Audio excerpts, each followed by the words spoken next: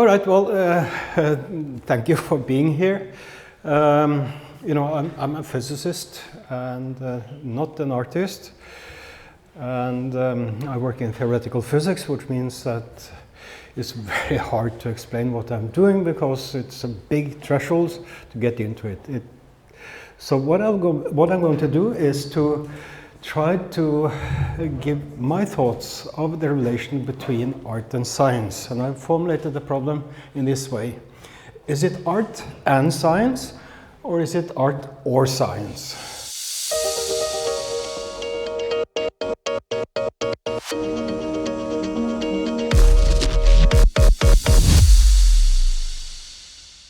That title, I'm sure, looks a little bit mysterious right now, but I'm going to have to spend some time to try to explain what's behind it. All right, just a few words. So I come from the Norwegian University of Science and Technology. I'm in PoreLab, which is a collaboration between our university and University of Oslo. And the funding comes from the Research Council of Norway. We have to say this, you know, when... But anyway, so let's get into the business. Okay, 𝐀𝐥𝐞𝐱 𝐇𝐚𝐧𝐿, he's a physicist. This is around 1910. He's doing his experiments. You know, this is 𝐁𝐵, his assistant, and that's what he's doing. And here you have Edvard Munch doing his stuff. He is painting. And both of them are doing things that actually society appreciates a lot. For example, 𝐁𝐵 was on our 200 kroner bills, and Edvard Munch on the 1,000 kroner bill. Now, Edvard Munch, just to remind you, I mean, he's the guy behind the scream. Anyway, so what about science? What has science done for us? Why are society actually paying us? Well, just look at this picture here. This is from Porte Saint-Denis in Paris. The top picture is around 1850, and the bottom one is a recent picture. And you see the difference. And what is the difference? Well, the difference is actually science. Everything here, the difference here, comes from science. I would say that science is definitely the most successful endeavor humanity has done. It has transformed things completely. 200 years ago, we wouldn't live much beyond 40. Now, we live more than 80 on average. All right, well, if you go to art now, art is more subtle in its value. And I nicked this quote from Paul Fallot, who was one of the designers early 20th century in France. And he wrote, "We know that the essentials alone is not sufficient for man, and that the superfluous is indispensable to him." Art is something we have to do. It's different. And but you see that this is actually also behind science.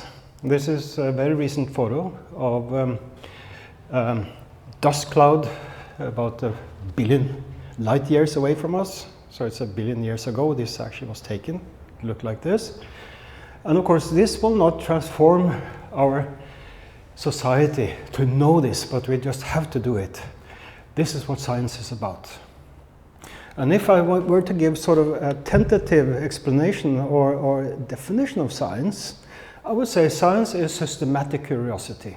Science is not engineering, but science has beneficial side effects channeled through engineering. Science is pure curiosity.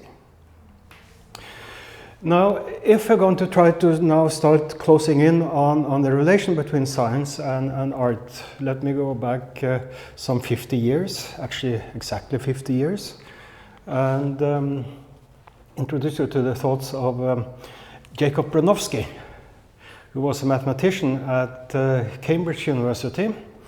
He was given a task by BBC in 1973 to make a series of programs about the ascent of man.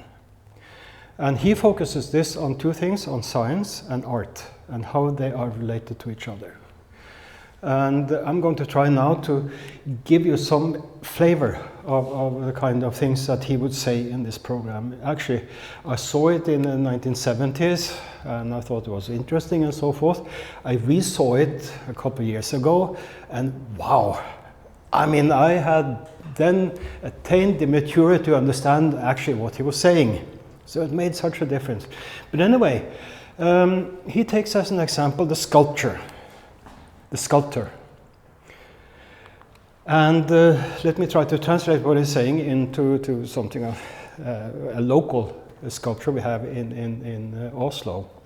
That's the monolith. It's a 17-meter high sculpture depicting 121 human forms climbing this pillar. But this thing, which is a single stone, started out like this in 1922 or 21. It's this block here of stone.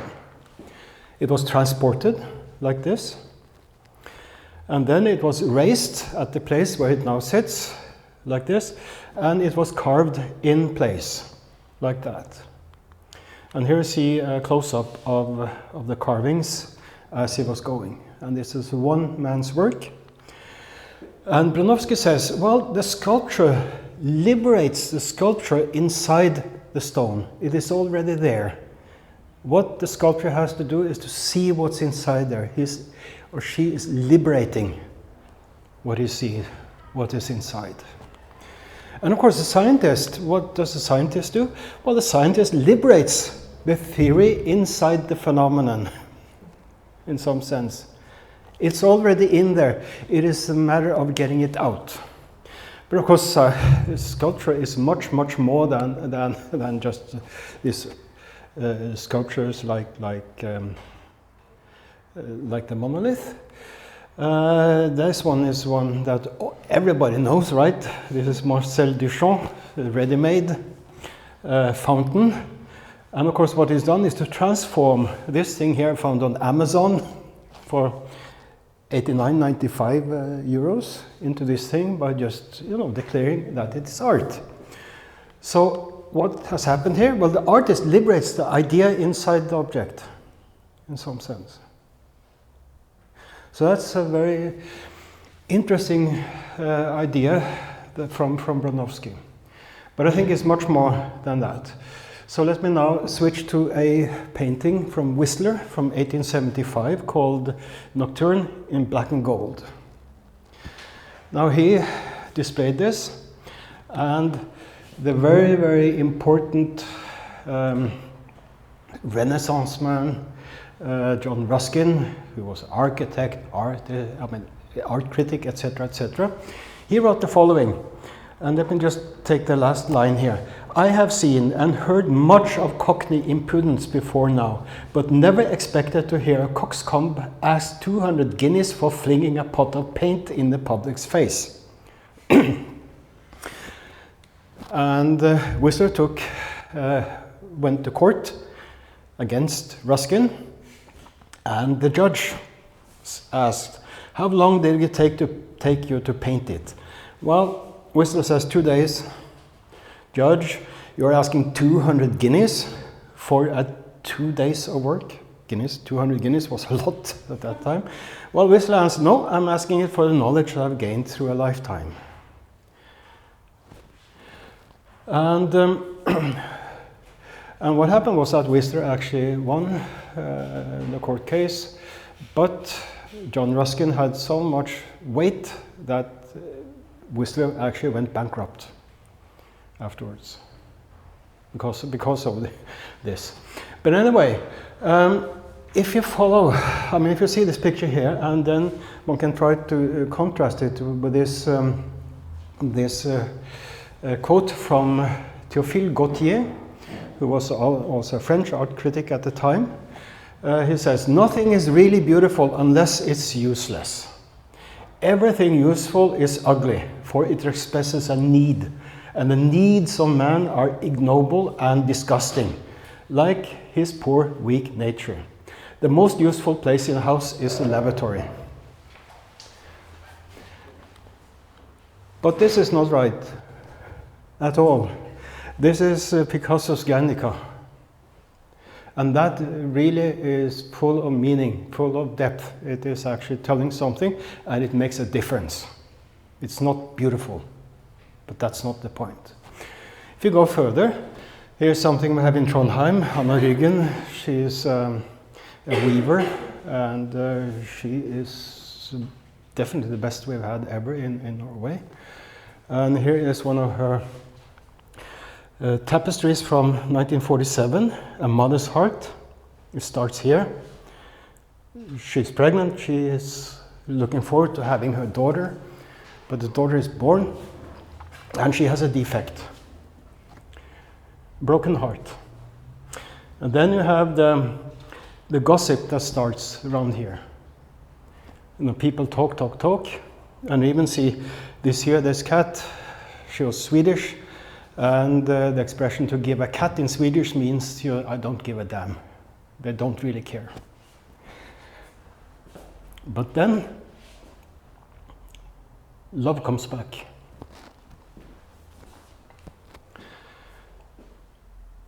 It is full of meaning. So, is art just for art? No. Marcel Duchamp said, introduced the expression retinal art, that's art for the eye, something that's pleasing and so forth. A more modern expression is eye candy, you know. But this is not what art is about.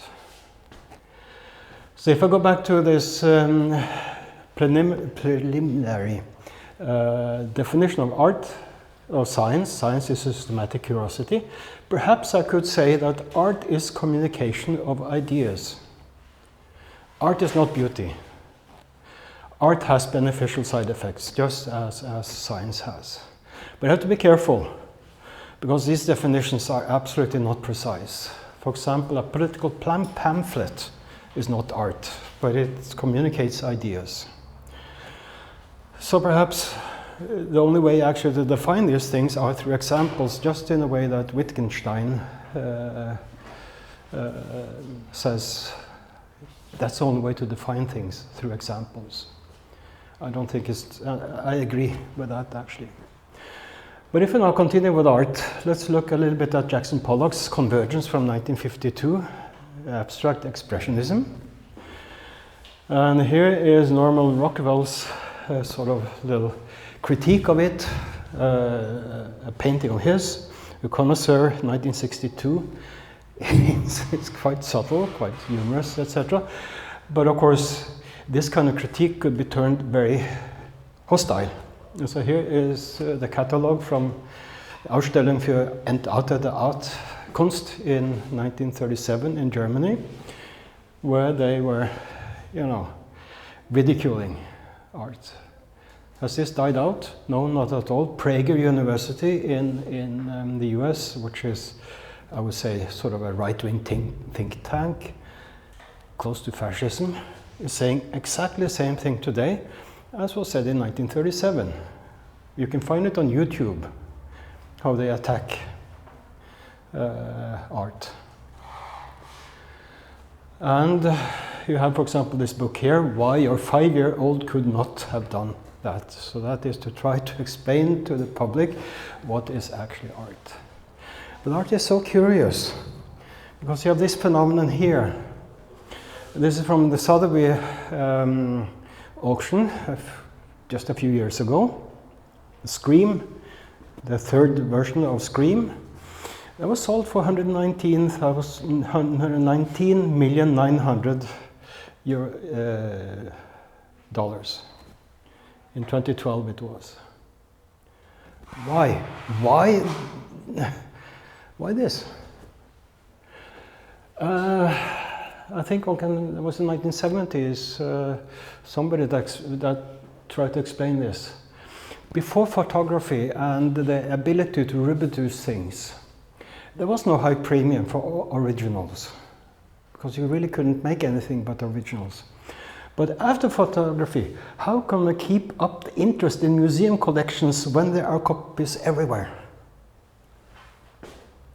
You have to have something that distinguishes what's in the museum from what's elsewhere. Good example of this is, of course, La Gioconda, Mona Lisa, is reproduced absolutely everywhere. But at the same time, you have in the Louvre this here. But what are these people seeing? I don't think they're seeing the picture, they're seeing this. I mean, they're looking at something here which is probably worth more than $1 billion. That's what they're seeing. And you can see this also, for example, if you go into and actually look at the art market. Hokusai, this Japanese artist, around 1800. This is his most famous work, the Wave. And then we have his prints, these ukiyo-e prints. And here's an original, but look at the price. I just looked it up at random. 32,000 for a print, original 3,000.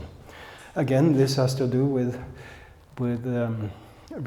people actually agreeing that these, you can get these and you can fight for them, but these are very rare.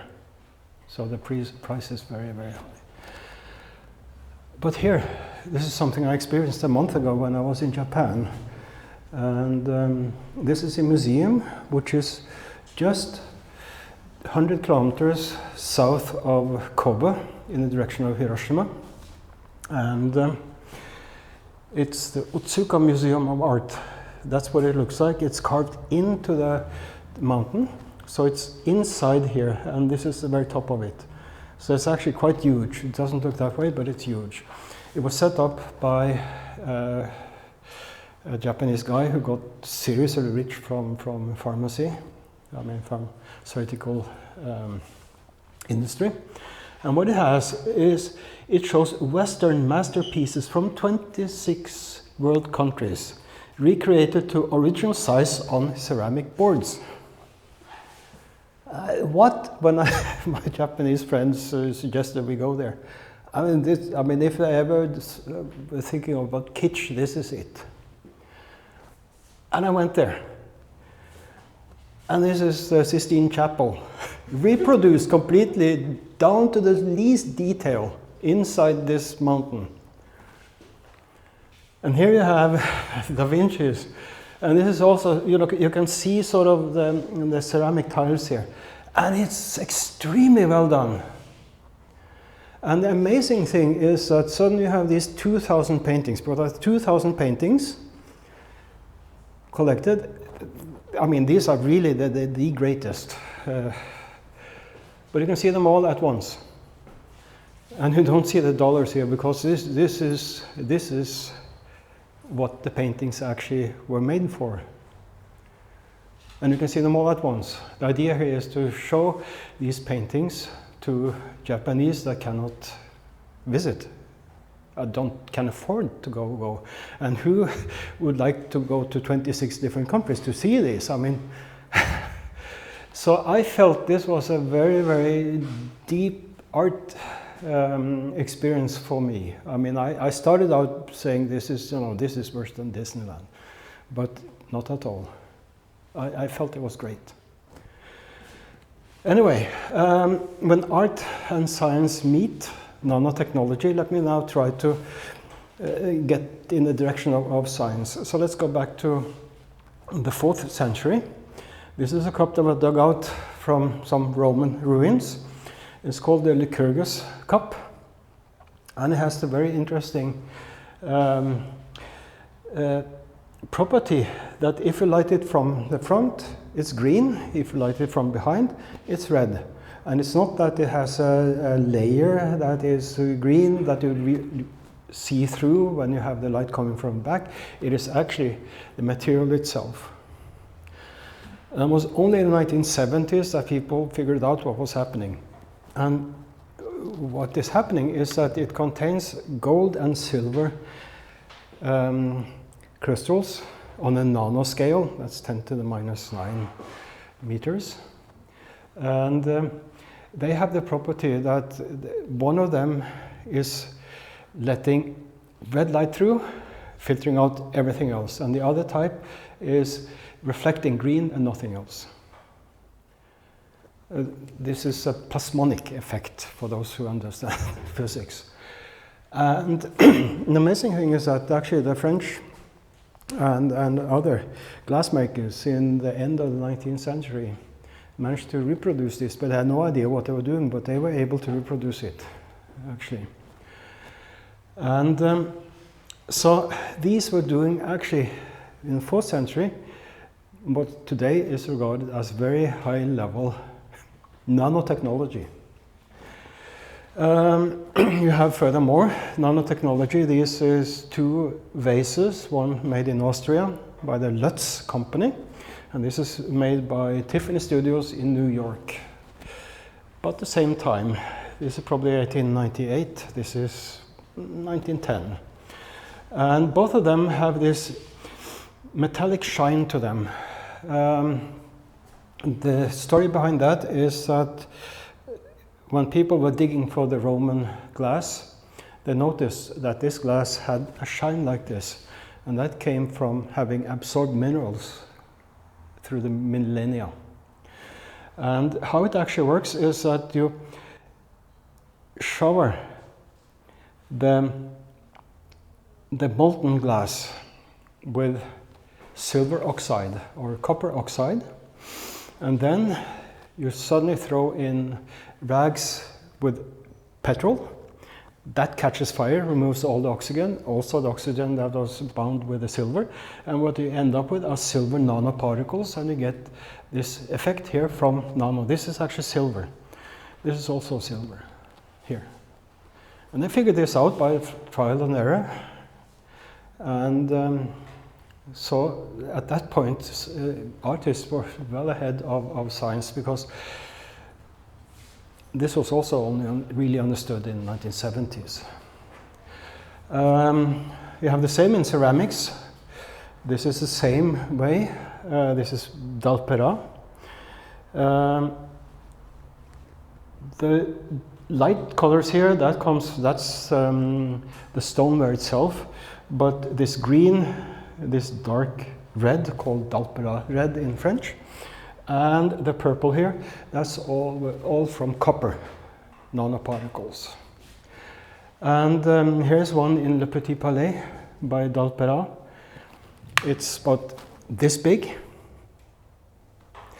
And the amazing thing here is, of course, that this is about this big, but this is, as I said, huge.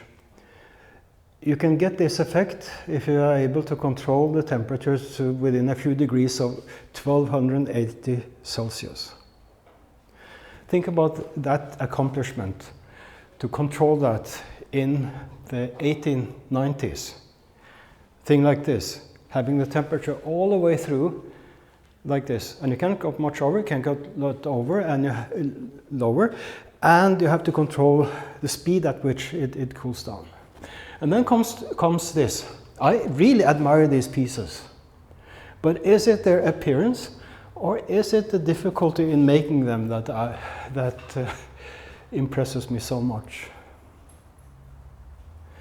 It's a very European thing to just look at this and sort of not just look at the object and that's it. But if you think of the Japanese way of presenting things, the Japanese kintsugi repair, for example. So here's a broken bowl, and they have repaired it, but they have accentuated the repairs by gold. And the whole point here is that you want not only to show the object as it was, but you have to include the history. That is the object and the history. And you have this, for example, also in one of the biggest Shinto temples in Japan. Every 20 years, it's torn down and built next. They have 2 places, either standing here or it's standing here. So it's always being rebuilt every 20 years in that way. They ensure that the process lives on. You never lose the skills here. But the question is that structure 800 years old, or is it 20 years or less? I don't know. So here we have this very interesting mixture of process and object. But anyway, let's get to what I'm doing actually, and this is theoretical physics, and I just took a page from a book. This is very ugly. The point is that, well, one thing is theoretical physics is leaning on mathematics, and this is what to do. This is, for me, this is extremely ugly. I mean, ugh. This is, however, beautiful. This is all of electromagnetism. What we understand about electromagnetic phenomena, electricity, magnetism, etc., etc. These are the Maxwell equations, now written in the most compact form. It is layer after layer after layer when you unpack it. It's just amazing what this contains. This describes the electron completely. This equation here, this is the Dirac equation. You unpack it, and it's just. I mean, it's. I mean, isn't it beautiful? It looks like the Yeah, I mean, P slash. Okay, there's a lot behind. There's a lot behind it. Anyway, so mathematics, that's the language of physics. And then one has a question here: is mathematics discovered or invented? I have no idea, and I see somebody on YouTube that goes around asking all these famous people, you know, physicists and so forth, is it invented or is it discovered? And they all have different answers, so I think I have no idea. But what you see is that when you're approaching truth, the mathematics become beautiful in the sense that it all falls in place. It's just amazing. This is not beautiful. It hasn't fallen in place. You see how it looks. Oops, yeah. But this is really beautiful. So for me, physics is an aesthetic discipline. My guiding principle is actually beauty. You can really feel when it becomes beautiful.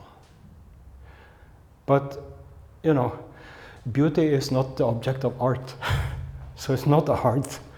The object of art is something else than beauty. But this is beauty. But anyway, so I was saying, you know, this about art, you know, these high prices and entitled kunst and all that. So let's look a little bit at the physics. So this is a party. This is taken from the movie Breakfast at Tiffany's. But anyway, I think this is very typical. Here's a physicist, right? They're drinking alone. Because, and this is from a book here that I thought was actually quite very precise. Innumeracy. If you as a physicist tell people at a party that I'm a physicist, they will tell you, you know, physics was actually the worst subject in school for me. I don't understand anything. Try to see yourself as somebody that is doing literature.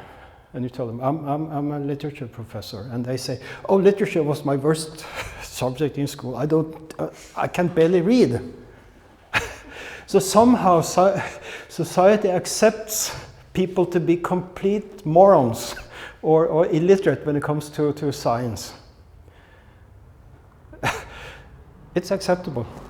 So this is a very typical situation, actually. Now, this has a very sinister side also, because you have, you know, COVID fraud, climate fraud, corona hoax, CO2 is not the pollutant, I love CO2, and more blah, blah, blah, blah, blah. The correct answer to this is your inability to grasp science is not a valid argument against it. But, you know, and I have friends who do climate science, and they are really, it's not easy to be a climate scientist, because there are so many people who have read a little bit about it and become, you know, specialists. They know everything, and yeah. This is kind of the Dunning-Kruger effect for those who know this. But anyway, So now I'm sort of getting to, I'm trying to do the real merger between science and I'm trying to answer the title of the talk. So this is the Niels Bohr Institute in Copenhagen on Blegdamsvej 17. Here is where all quantum mechanics was done in the 1920s. This was the center of the world. Here is the conference in 1930. Henrik Kramer, Lev Landau, George Gamow, Wolfgang Pauli, Werner Heisenberg, Niels Bohr, and Oscar Klein. Nobel, Nobel, Nobel, Nobel, and so forth. And these people completely transformed our society, because remember what has happened from this. In the 1930s, then one were able to do a theory of metals, and from metals one found the semiconductor in the 1940s. In the 1950s one started to understand how to use it, and it just took off, and today it has completely transformed our society. I mean, nobody has ever had such an impact on the society as these guys here. This is Piet Hein. He was an artist. But anyway, one of the important things here that was discovered or understood at that time is to go beyond what's called this double slit experiment. So here you have a light source. Here you have a wall with two holes in it. And you get a pattern here. And that pattern consists of dark regions, light regions, dark regions, light regions, dark, light, dark, light. And what happens here is that when you get the dark region, that's when the light coming out from here and here, they cancel each other because one goes up, the other goes down, and the sum is 0. Here, when it's light, that's when they both go up or both go down. So you get this pattern here. But the amazing thing is that if you send in electrons, particles, these charges, one by one, not many at the same time, but one by one, what you will see is a pattern of dark and light, where there has come electrons and where there are no electrons. You have the same interference pattern. The electrons actually behave as waves. But if you do the following, if you try to detect whether the singular electron actually goes here or here, the moment you do that, or you just put devices that in principle can measure this, the pattern goes away and you just have a single light spot behind here. So there are two questions here. If I don't look, if I don't ask where the particles go, here or here, I see a wave pattern, but the moment, in principle, I know whether it went here or here, the pattern is gone.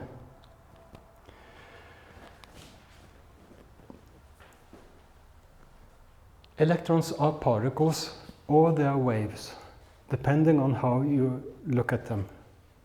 They cannot be particles and waves simultaneously. They are either or.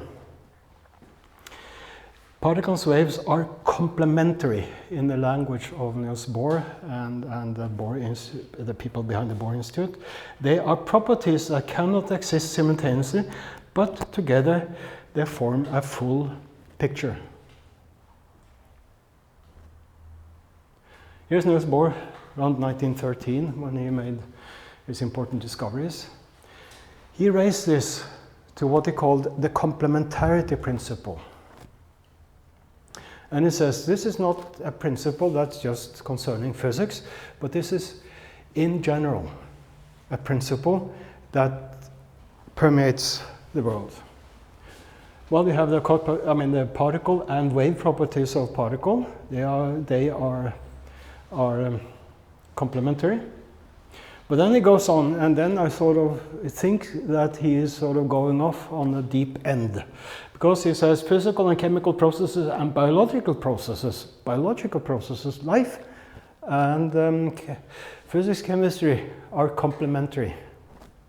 I don't agree with that. Thoughts and feelings, well, yeah, sure, I'll buy that. The mathematical description of phenomena and the physical picture of phenomena, well, yeah, okay. Truth and clarity, these are his examples. Determinism and free will. Justice and mercy. Quantity and quality. Logic and intuition. These are quantities that are complementary. They cannot exist simultaneously. You can observe one or you can observe the other, but not at the same time. But together they are complementary and they give the full picture, but not at the same time. And if I were to follow this way of thinking, science and art offer complementary approaches to understanding nature and ourselves. They are approaches that cannot be mixed simultaneously, but together they form a full picture.